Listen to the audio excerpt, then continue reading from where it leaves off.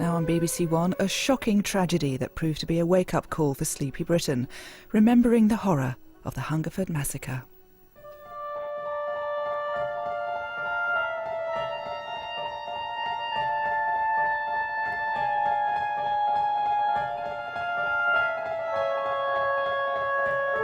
On a summer's day in 1987, a quiet English town became the victim of a one-man killing spree.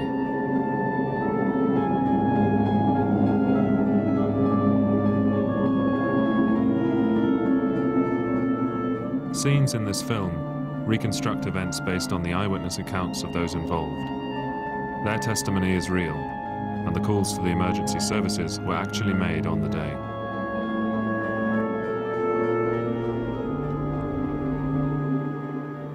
The driver is a regular, always stopping at the same pump and putting exactly the same amount of petrol into his car. Ian George is at the other pump. Someone pulled in behind me and sort of exchanged smiles. And he went to the back of the car. And I just slowly sort of togged up and got ready to go.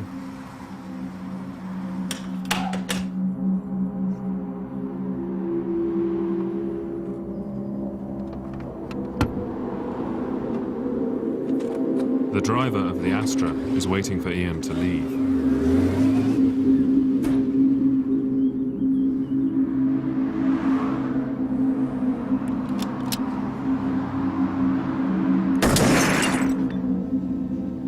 I heard a loud bang from behind me, so I looked back over my left shoulder. I guessed it was an armed robbery. I needed to call the police. It was only afterwards I realised how frightened I must have actually been at that point. No one else is aware of the real drama that is about to unfold. This is the start of the worst massacre in England.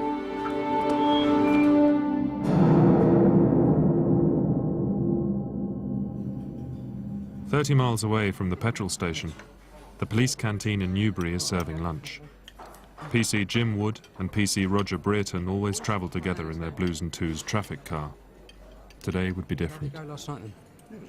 He was a good mate. We used to socialise a lot. I knew his wife and his boys very well.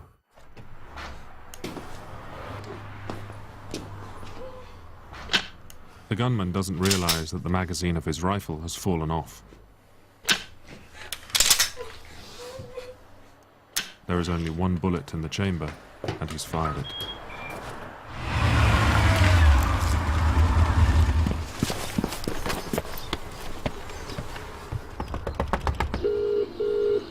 Hello, I believe there may be an armed robbery going on at the outstation between Foxford and Marlborough. Okay, what's your name, please? Ian George. I felt that if I could get to the police quick enough, then if they approached it at both ends, they could probably he wouldn't get away.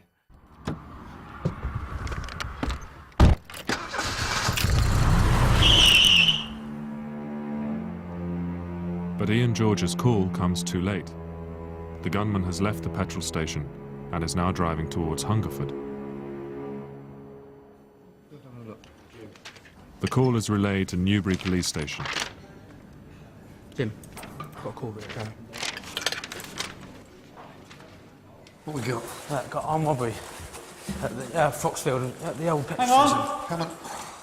I need this file for court. I sorted out the file that the chap wanted. Roger said, I'll go in one car and you can follow along in the other.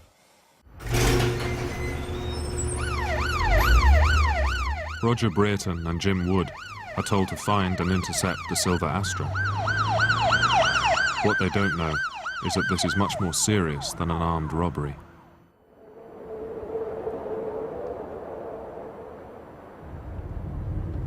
The gunman is just 2 minutes away from the centre of the small Berkshire market town.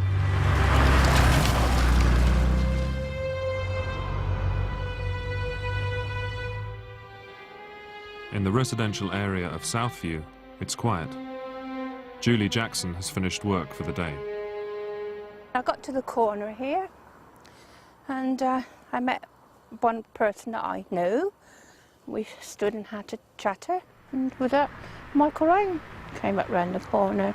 We knew he liked his fast cars, but not to drive the speed he was driving that day. It didn't seem to be his thing.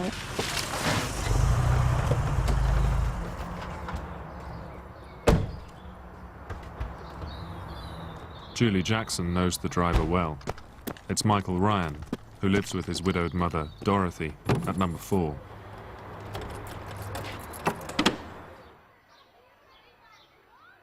I knew Michael. He used to come into the house and, well, I was friends with my eldest boy.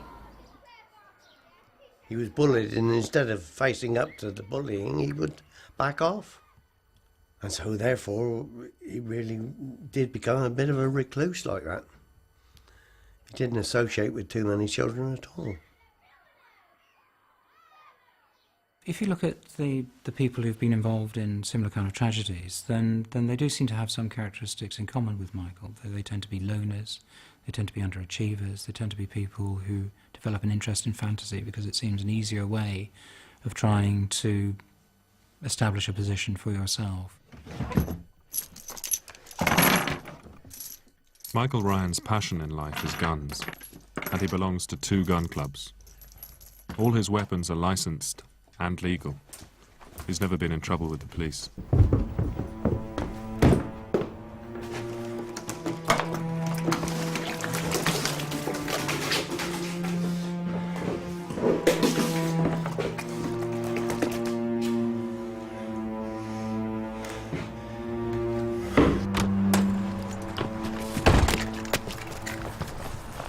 Consultant psychiatrist Richard Badcock has analysed Michael Ryan's behaviour on the day.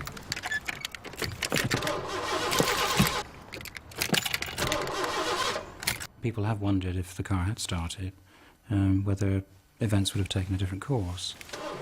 It's very unlikely that he would have done anything substantially different. It's possible that different people would have been shot, but the general course of events, I think, would have still have been the same. Ryan is setting out deliberately to kill. He is heavily armed with a Kalashnikov, an automatic rifle, and a Beretta pistol. 2 doors down, Roland and Sheila Mason are in their garden.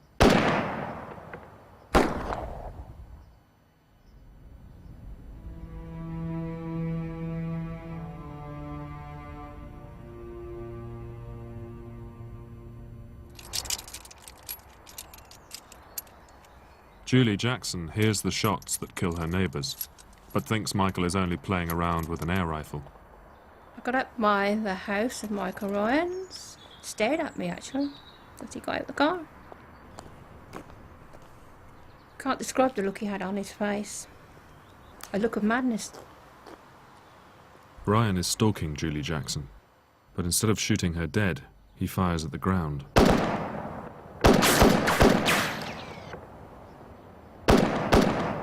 Well, I decided I'd move a bit quicker. I thought, well, if he's got an air rifle out here, I don't want to know anything about it.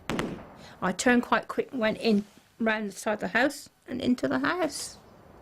And I looked out the window and there was Michael Ryan shooting everything he could find up the lane.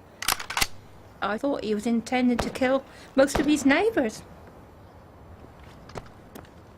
He chose neighbours as a group. I don't think he had sort of individual grudges. I think it was a general sense of frustration and anger and contempt for the ordinary life around him that he wasn't part of. As Ryan arrives at number 13, he aims at 2 teenage girls.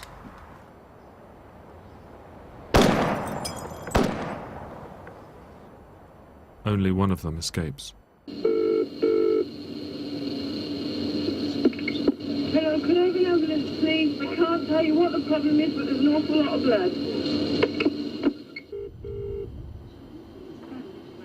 The BT operator puts the call through to Newbury Police.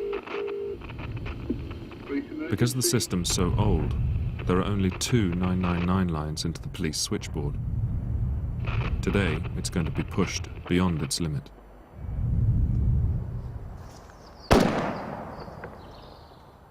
Back in Southview, Julie Jackson has once more become a target.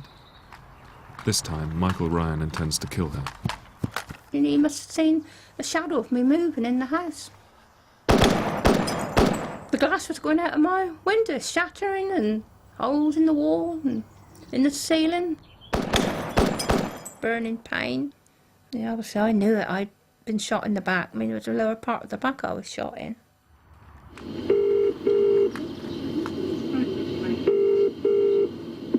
Police emergency. There's a gunman up here. He's going mad. We're absolutely petrified up here. Well, I'm shot anyhow. Right, who are you? I'm Mrs. Jackson. I'm dead too. There's an ambulance on the way. The police and ambulance service are both alerted by the BT exchange.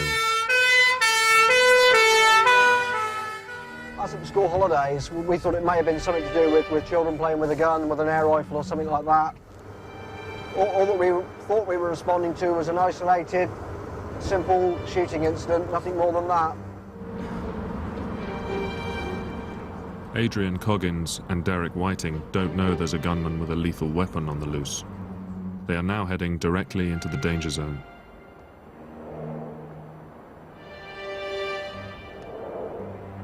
Newbury police pass the information on to Police HQ in Kidlington, who radio Jim Wood and Roger Brereton. Roger was in the car in front of me, probably about 2 or 3 miles ahead of me, just on the outskirts of Newbury.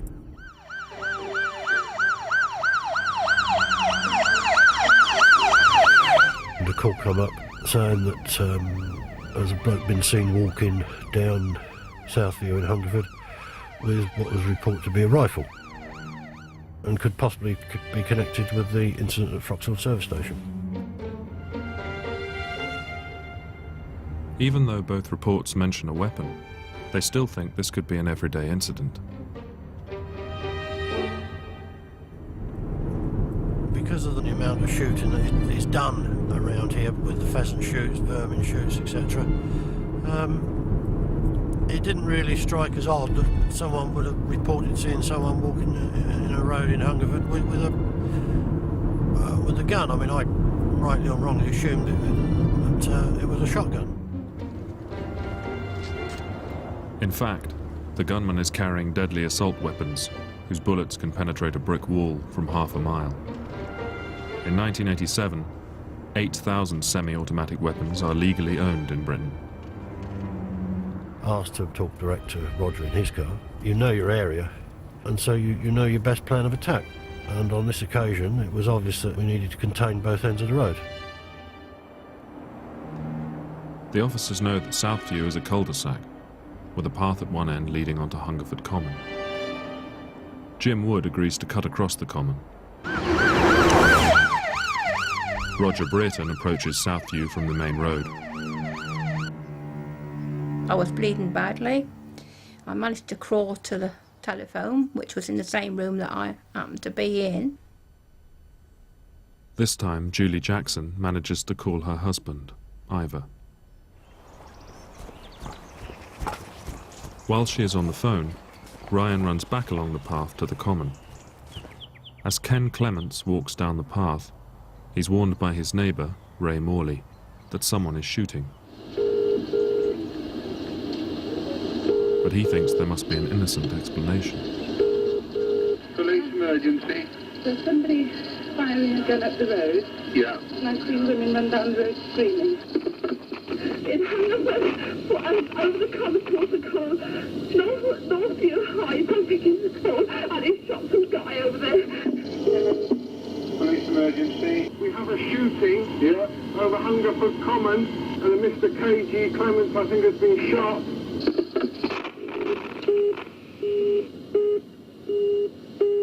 For the men on the Newbury switchboard, the scale of the disaster is becoming apparent. But there are so many calls coming in, it takes time to get the information up to Police HQ. Police emergency. This was just of huge proportions of the number of people trying to make 999 calls. You know, so many of them all at once. And when the calls are coming so fast, you can just imagine trying to handle that. This is the second time in the last 2 minutes. Could I have the police? Bear with us.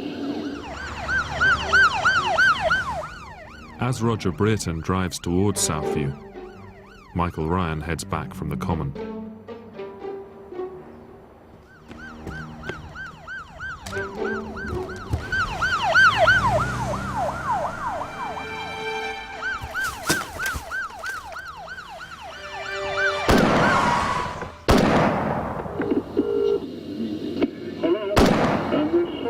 Firing something which sounds like an automatic rifle.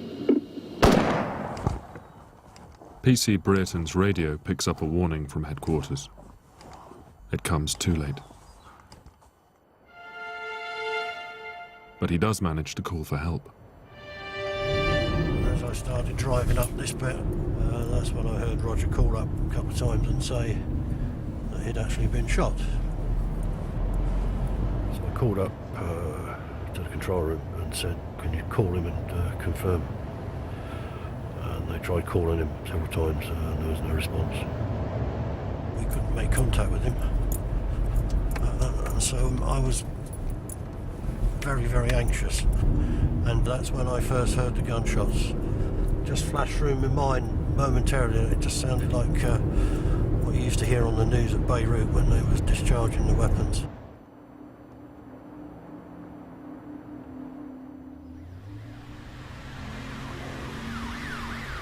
First thing I saw was the body of Mr. Clements lying about 10-15 feet up the alley with quite a severe chest wound, and the young lad with him, which turned out to be his son.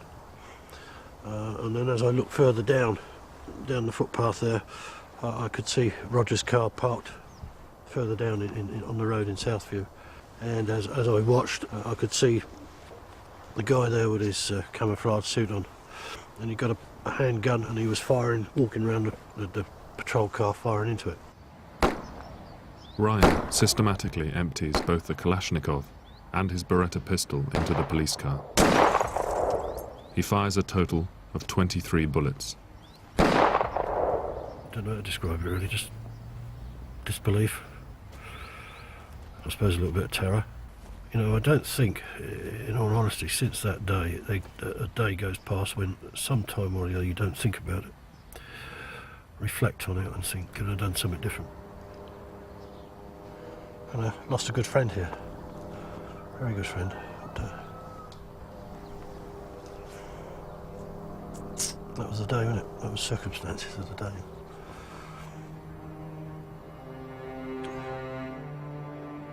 Jim Wood calls for full armed backup.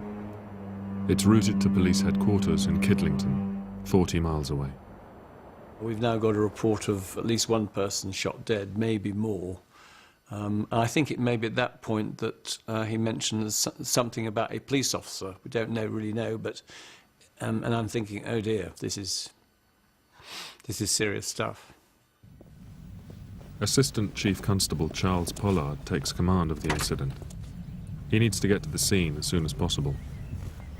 My responsibility is to be the person who authorises the use of police actually having guns to go there and to deal with the situation and to take responsibility for whatever happens. But unfortunately, he discovers his tactical firearms squad are on a routine training exercise in Otmore, 45 miles away from Hungerford.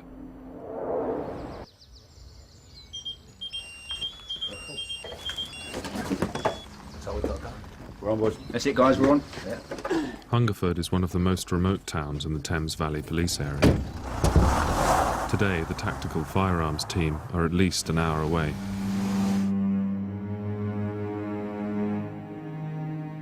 Charles Pollard monitors the police radio for more information on the gunman. So you're picking up bits and pieces and trying to make sense of it. And it's never with great clarity, but what was very clear was a police officer has been shot dead. That's very serious. That other people, at that time we thought perhaps just 2 or 3 others had been shot, probably killed.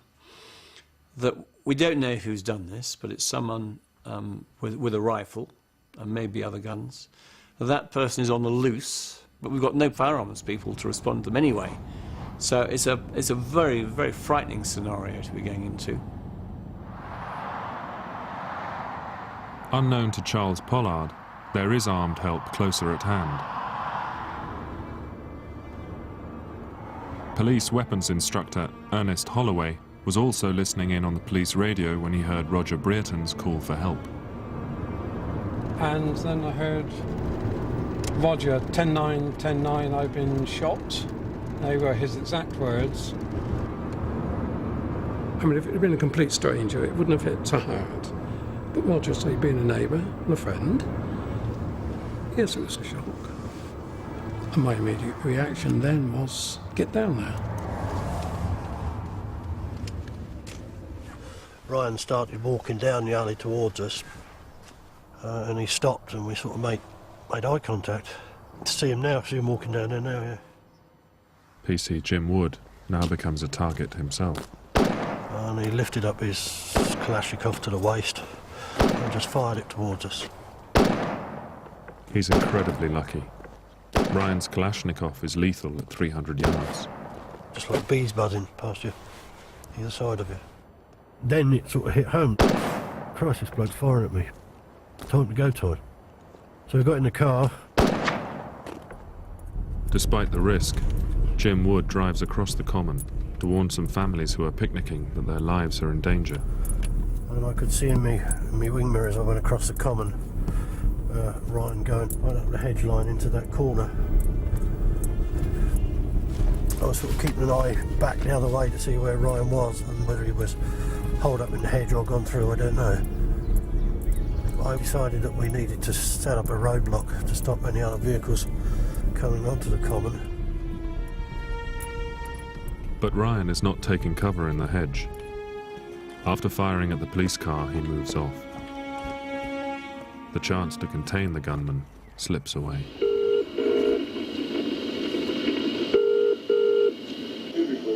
But there's some people been shooting about at South View. Thanks very much. Oh, it seems to be getting closer and I'm getting frightened. The police roadblock stops cars getting onto the common, but the streets at the front end of Southview still allow access to traffic. It leaves the way open for more cars to drive into the line of fire. My sort of initial thought, and I think probably my mum's initial thought, was that he was something to do with the police car.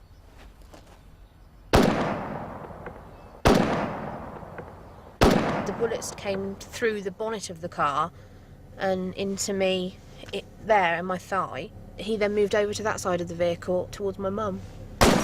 She was just completely covered from head to toe in glass, and she'd been shot in the left shoulder. It was just such an intense, sharp, burning sensation. I think the ammunition that he was using had run out on us, so Mum put the car in reverse and we rolled backwards down Southview. Even though Alison Chapman is bleeding heavily and their car is in serious trouble, they escape before Ryan reloads. The people were hit in the car, but the lady drove off. But there was her daughter beside her was lying actually on the seat. Yeah, okay, thank you.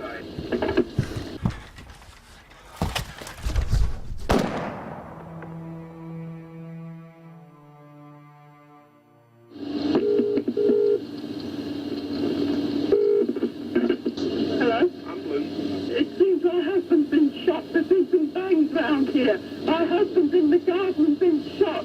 For God's sake, hurry. And you say your husband's been shot? Yes, I'm trying to get to him. I don't know what's happened. He's 84. Oh, well, I'll go out to him. He's moaning. Okay.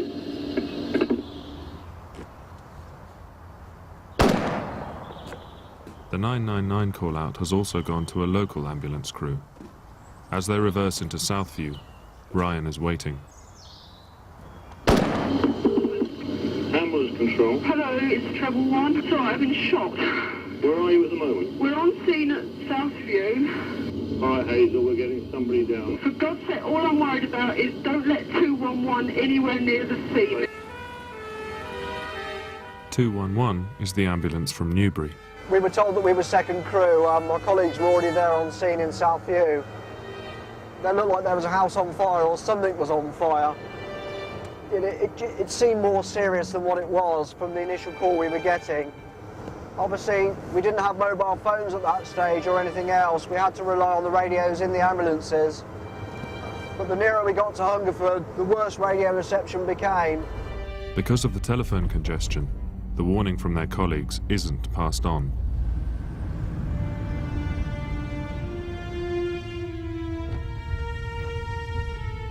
Ryan's mother Dorothy is also driving towards Southview, on her way back from a job interview. Events like this never arrive out of the blue. Something would have happened immediately before the event. Might have been his mother going for a job interview, because that would have changed the relationship between them.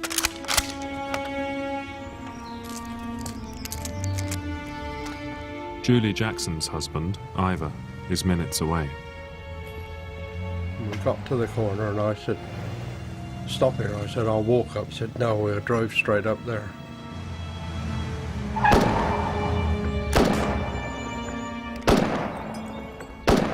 All hell let loose.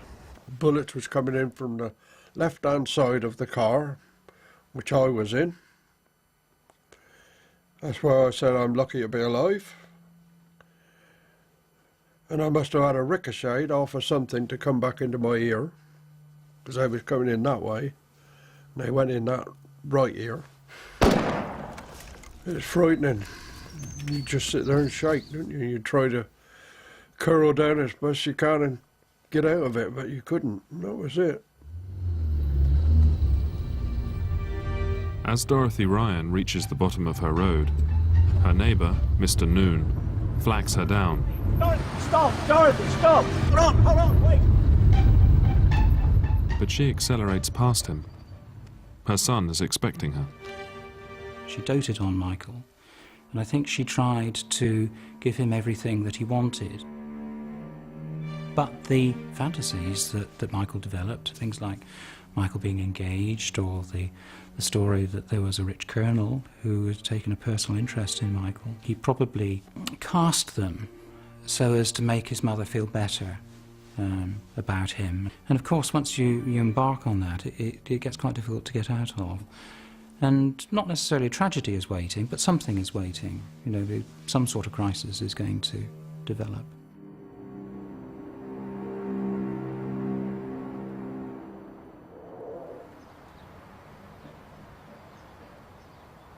"10 miles away in Savernake Forest, Myra Rose is unaware of what's been happening in Hungerford. I just sat down with a book, and these two little kids came along. And they told me, "I'm Hannah, and this is my brother James, and he's 2 and I'm 4. They said, "Man in black killed my mummy."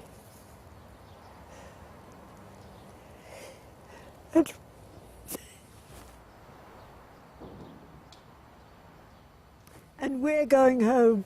I know where I live. It's the house with the blue door.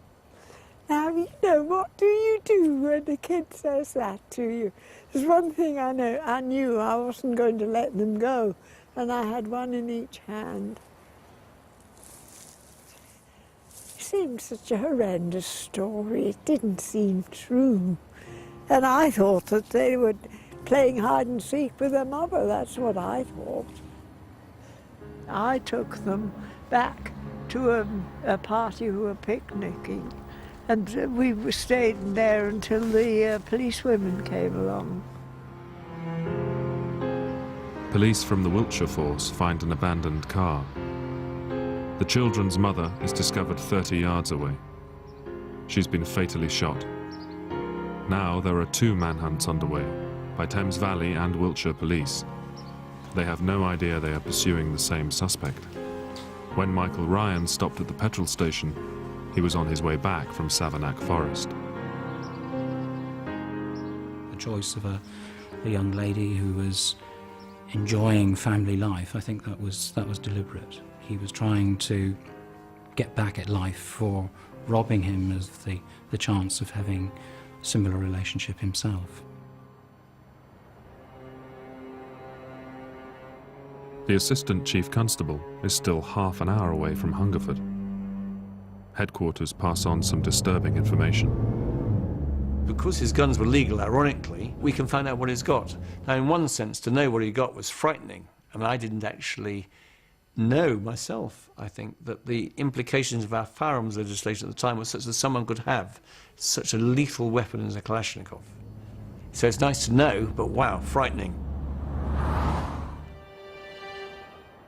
The man in charge of the operation now knows who the gunman is and what weapons he's carrying. But he still doesn't know where the gunman has gone.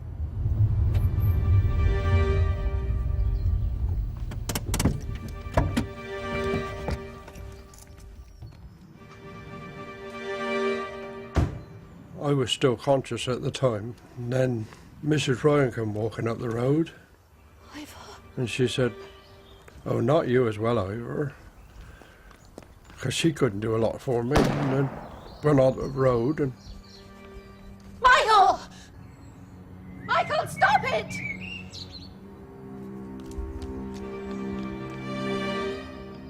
I heard her shout at Michael, tell him to stop it. But obviously he'd done so much damage then that he just turned on her. And she got as far as our drive, and the bullets started flying again, and I see Mrs. Ryan fall. I don't think myself that he planned to shoot his mother, although when she turned up on the scene he didn't hesitate before shooting her. All the things that were important to him he shot and destroyed.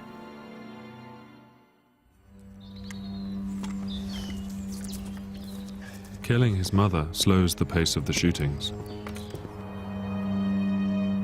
Ryan moves away from the built-up housing area and onto the playing fields. He chose that route deliberately, and I think that was probably part of a process of calming himself down.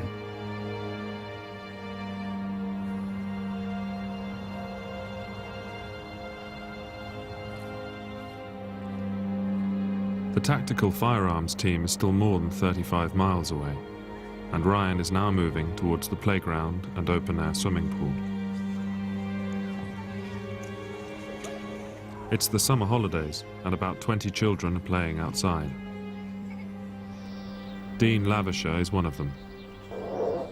The first thing that I knew about it was noticing the gentleman walking through the entrance and seeing like the dust marks around by his feet, like puffs of dust.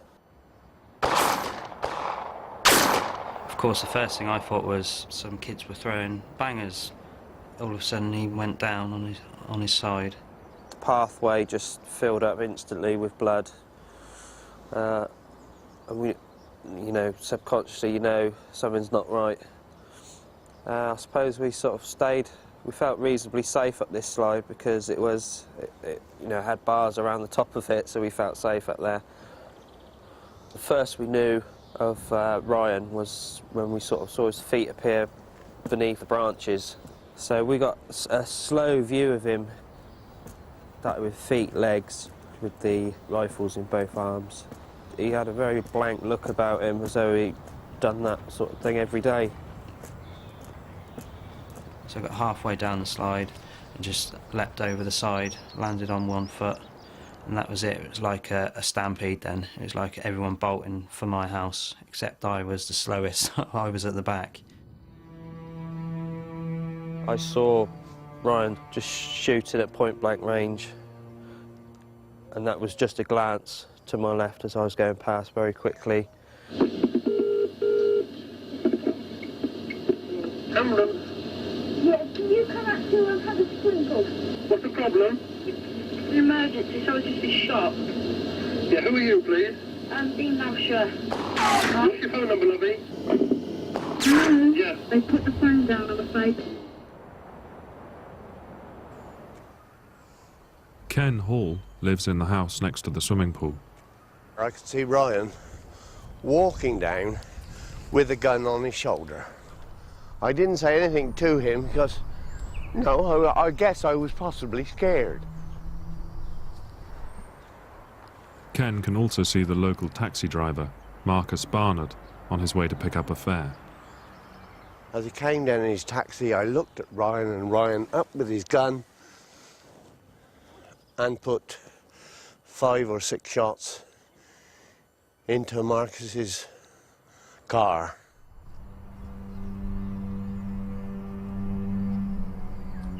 I was thinking, this is unreal. This can't be happening in Hungerford. It just can't be. I then saw Ryan. This is what always gets me. I could see Ryan then take the gun down, look at it, and he had a look of, it was a frown, I can recall that. A look of disbelief. I can see that. It was either the gun had jammed, he run out of bullets, or what the heck am I doing? And with that, he literally threw the gun down. And I got to about here, and then Ryan turned round quite quickly, and as he did, I saw he had a pistol in his right hand. He fired 2 shots at me, missed, and with that, I mean, I was like this. I turned and back into the pool area. I was in the window there, and I could see all the way down the driveway. And as Ken was coming back this way, I saw the bloke with the gun. He turned and went back and picked the gun up. I was scared. I was screaming at him to get back indoors. I could see Liz in the bedroom, and I was literally screaming, get an ambulance, get the doctor, get the nurses, get someone to help. Yes, emergency, quickly, please. What do you want? I want an ambulance and the police again, quickly. There's a man going mad with a gun going down the road shooting people, and he's shot the taxi driver. Ambulances have been called in response to the 999 calls. One of them slips through the police cordon.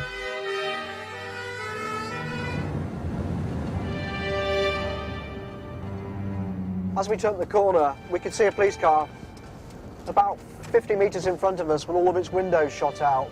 There was another car which was crashed into the side of it, and at that stage it really hit us the seriousness of the incident. We could hear gunshots. They were all coming from the right-hand side. It was like a loud cracking sound. I walked round this side of the police car, leant in through the driver's window to check for a pulse, but the policeman was dead. The poor chap was still clutching the microphone at the time. I looked at the car beside me, which had 2 casualties in it, two men in it. One was the driver, but he was dead. He'd been shot quite a number of times. I switched the engine off of the car and looked across to the passenger. I thought he was dead. He'd been shot in the head and the chest. Walked round the car and checked him for a pulse, and at that moment he woke up. Well, I thought I was gone, to be honest. I'd nearly give up hope.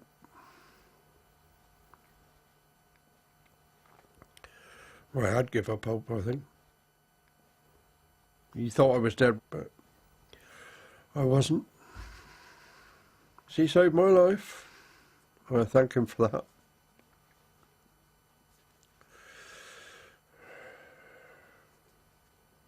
There was a lady laid here. She had been shot quite a number of times. She was dead also.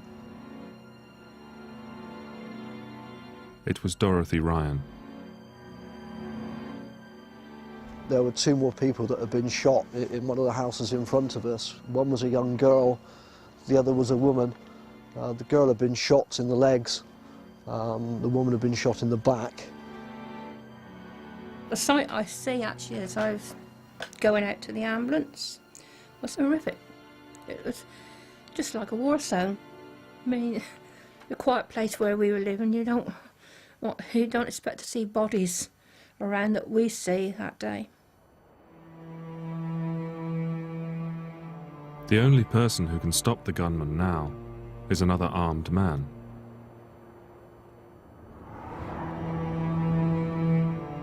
Ernest Holloway heads for Jim Wood's rendezvous point on the Common.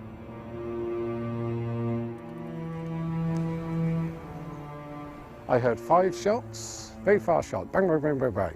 It was obviously a high-powered rifle. He now knows what he's up against. From there, any reasonable rifle shot could have dropped us easily. His own high-powered sniping rifle is a match for Ryan's Kalashnikov, but it's locked in a cupboard in Newbury Police Station. Getting it released will take time. It gave me a lot of frustration because my sole aim was to try to stop him shooting and killing people.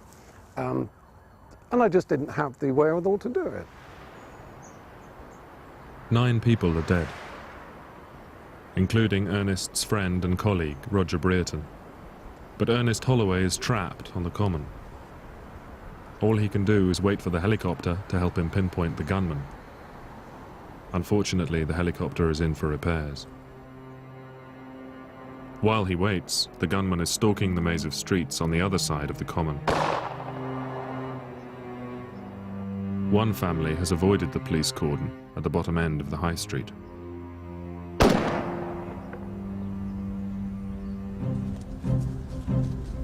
Kidlington HQ has drafted in officers from outside the area to man the roadblocks. They don't realise that anyone with local knowledge knows the shortcuts that will allow them to double back into the housing estate. Anyone who takes that shortcut today risks their life.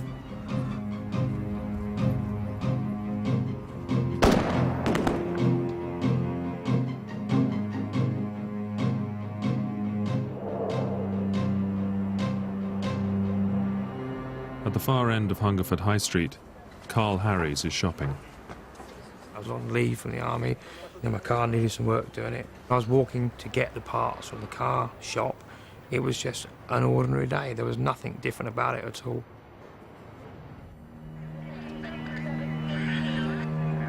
A car has driven past the roadblock at the bottom of the high street and is taking the back route into the housing estate. Ryan is cutting down a nearby alley, shooting as he goes.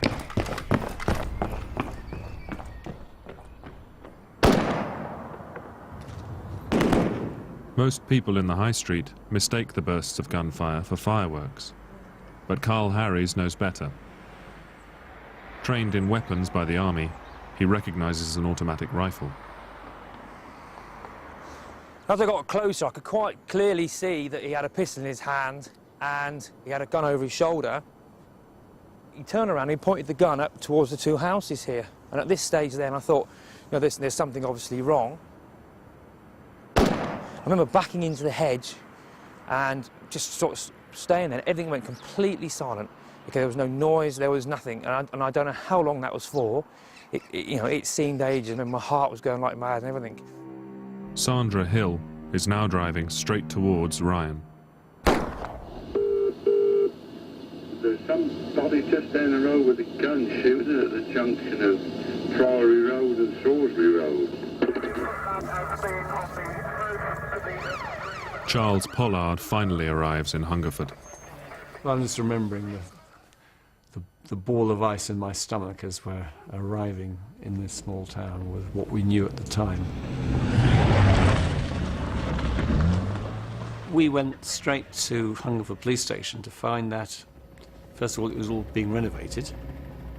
My job is to try and set up a forward control point in this police station. So we've got one room at the back, hopeless, it's full of people, just 2 telephones, so I've got to commandeer a phone. The lifeblood of any operation like this is the communications, and normally you need about 3 or 4 different communications channels to deal with the huge amount of traffic. You need a command channel, you need an operations channel for your traffic cars and the people in the cordons, probably another channel for the local offices. You certainly need the capacity for people to talk together. You know things are happening, you know you're supposed to be in charge, and you just haven't got any information. You just haven't got a handle on what's happening. It's really pretty desperate. The police helicopter has been rushed out of the repair bay. I don't even really think the helicopter repairs have been completed. The helicopter pilots and myself has taken quite a risk.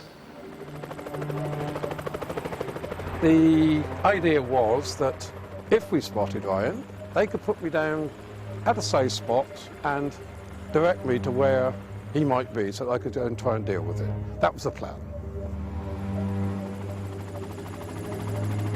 Ernest Holloway is still only armed with his short-range weapon, but is prepared to risk his life and take a shot at Ryan, even though he knows Ryan's Kalashnikov could down the helicopter from 300 yards.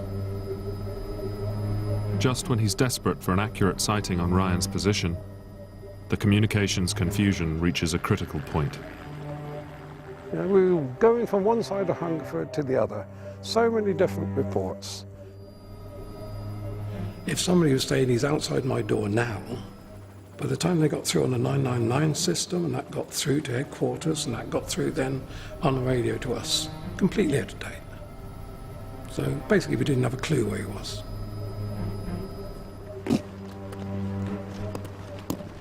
Even though the police marksman can't see the gunman, Ryan's response to the helicopter is chilling.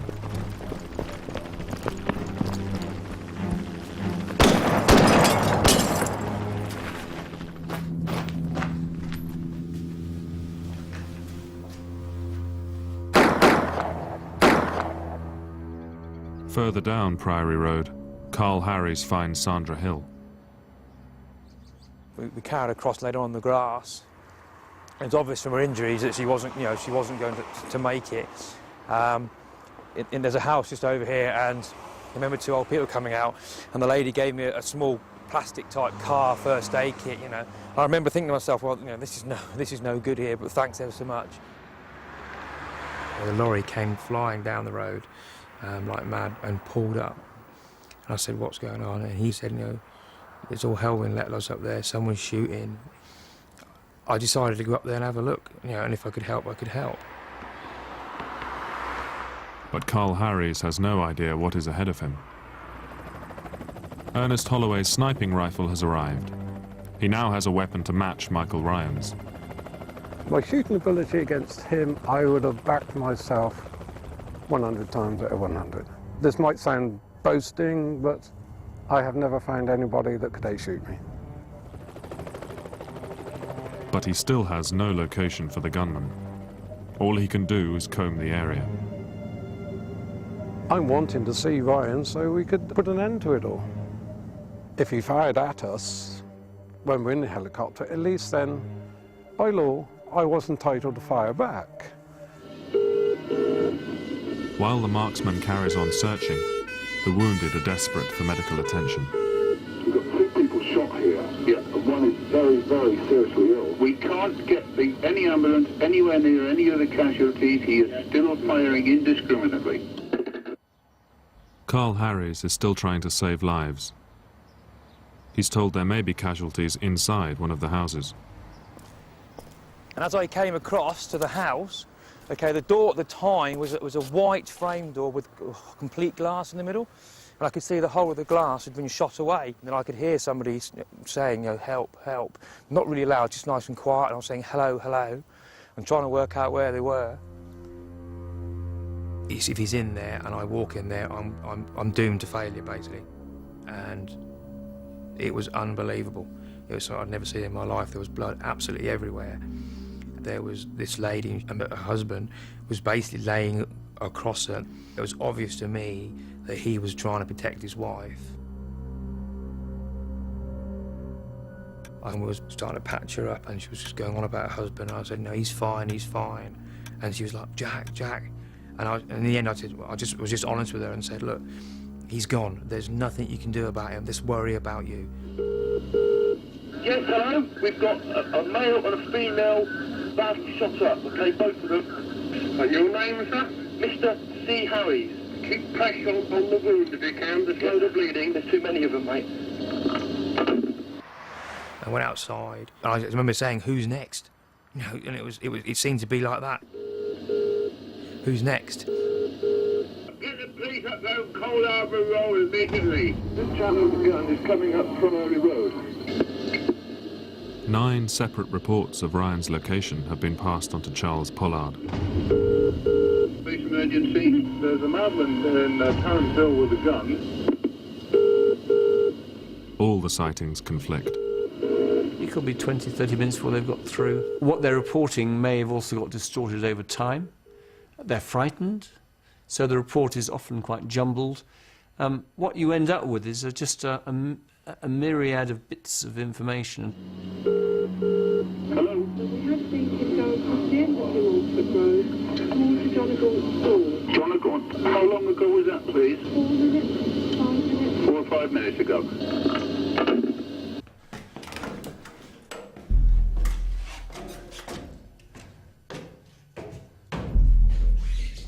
Things were coming to a conclusion, so I think he was then looking for somewhere where he could make his last stand.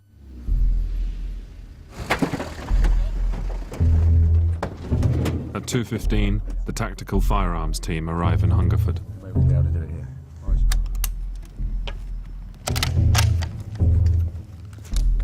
Charles Pollard decides to focus on 3 areas: Hungerford Common, Southview, and the Jonagaunt School. And it's a very slow process, very frustrating. We couldn't allow our firearms teams to walk through the streets because they'd be shot dead straight away from a sniper with a high-powered rifle. So this is unprecedented, the slowness with which you can safely do anything. But you just had to be patient. The tactical team are ordered to within striking distance of the gunman.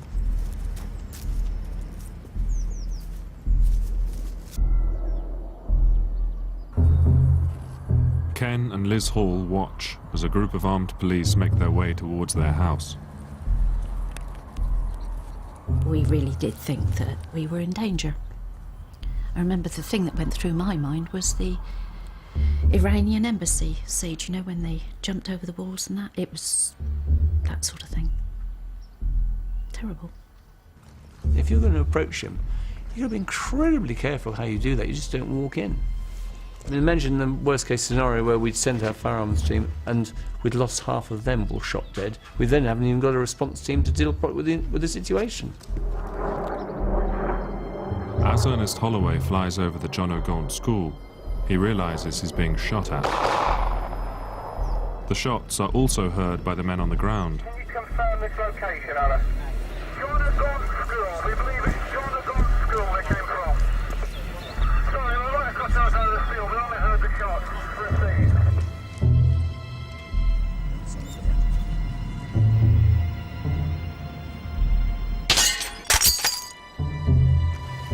I've confirmed visual. Confirmed visual. The sweetest news was the fact that we know it is one gunman, he is in the school, and we have him contained. You can then see the end, which is critical. Just after 5 o'clock, the police hear the gunman's voice for the first time. Mr. Ryan, can you hear me? Yes. You're surrounded by armed police. Do exactly as you're told and you'll come to no harm. Do you understand? Yes. What weapons do you have with you, Mr. Ryan? One 9mm pistol and ammunition. Their strategy is to talk Ryan out of the building without any more shots being fired. I also have a grenade. Mr. Ryan, do not come to the window with the grenade. Do you understand? Yes.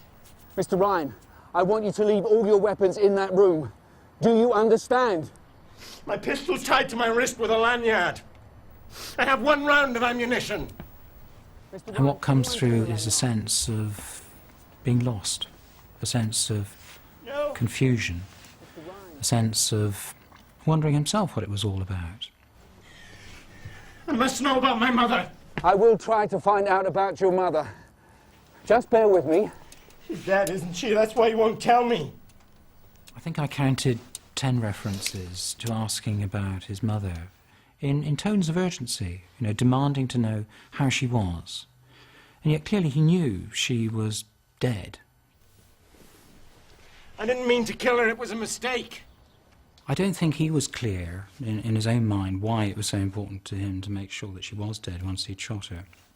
Possibly it was an expression of the particular kind of closeness that he had with his mother. What are the casualty figures? I don't know. Obviously you shot a lot of people. Hungerford must be a bit of a mess.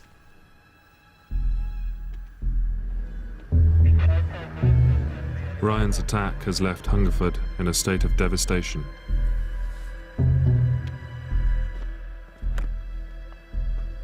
It's funny how small things stick in your mind.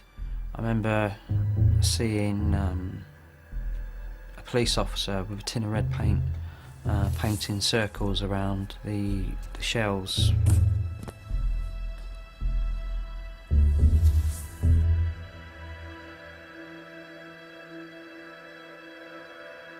"16 people are dead.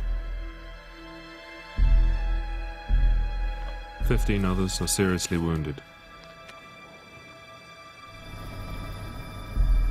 The fire, started earlier by Michael Ryan, has destroyed his house and 4 others. For me, I thought that we completely screwed up because I just felt helpless for most of the afternoon. It's a bit like a nightmare. You just can't collect the information. You can't get control to manage something. So I'm thinking, this has just been awful. My own part in this is terrible too.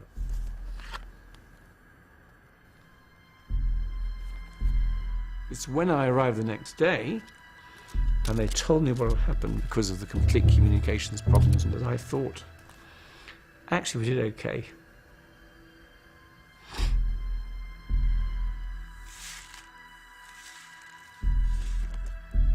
For those unlucky enough to have crossed Ryan's path, there is a terrible price to pay. Jim Wood breaks the news to Roger's wife. Used to be part of the police service. You'd take death messages to people and tell people that their sort of loved ones have died or whatever, but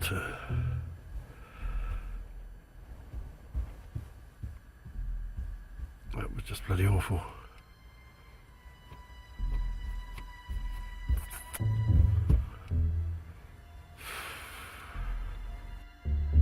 I left the police force because I was so angry that this had happened. It had been allowed to happen. We could do nothing about it at the time. A year later, I had a breakdown and I wanted to get away. Ivor Jackson has never returned to the home that he and Julie shared for 21 years. There's too much happened around my doorstep, I'm afraid. No, I couldn't go back there. We've had some terrible times. But I mean, we're together, that's the main thing.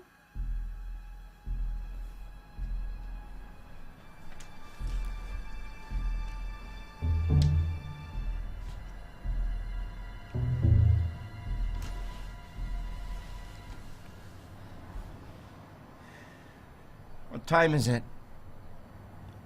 6:45. What do you want to know the time for?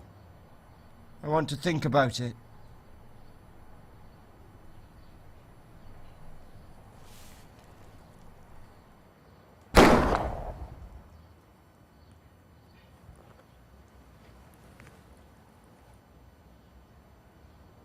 Mr. Ryan!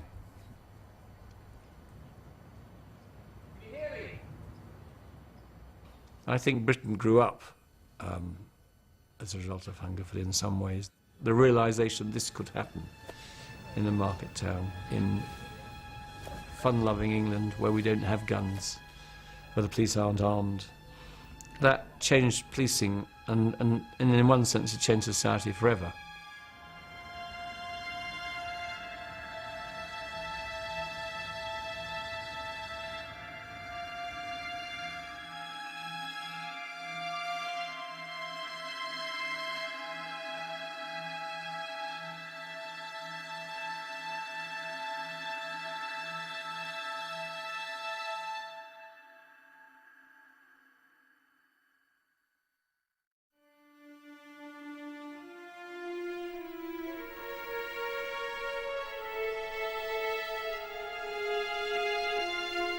If you've been affected by any of the issues in this programme and would like to talk to someone in confidence for details of further support and information, please call the BBC Action Line on 0800 88 8809. Lines are open 7 days a week from 7:30 a.m. until midnight. All calls are free and confidential.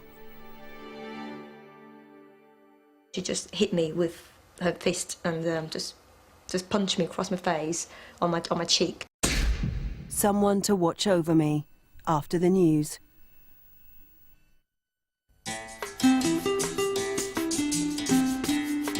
This is BBC One in the Midlands. Now the news at 10 o'clock with Hugh Edwards and Shafali Oza.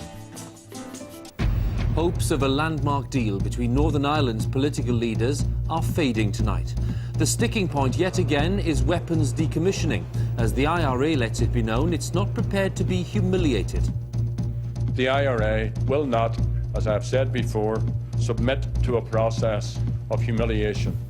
We'll have the latest on the talks on the eve of a Prime Ministerial summit in Belfast. Also tonight, the BBC is to cut 3,000 jobs. The money saved will go into new programmes. Fishermen are warned, cut down the catches or stocks will collapse. And Arsenal are cruising through to the next stage of the Champions League. And here in the Midlands, a woman's arrested by police after a teenage girl was killed in a hit-and-run accident. And a new boss at Molineux. Is Hoddle the man to take the Wolves back up?